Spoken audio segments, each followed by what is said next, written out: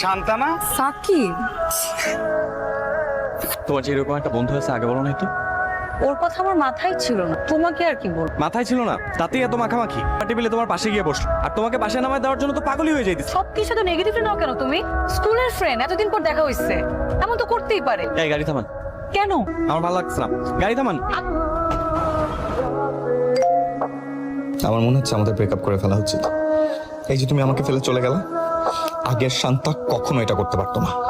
যার কথা মাথায় ছিল না সে তো এখন মাথায় ঘুরছে। এমন তো হবেই, এমন আরো অনেক কিছুই হবে এখন।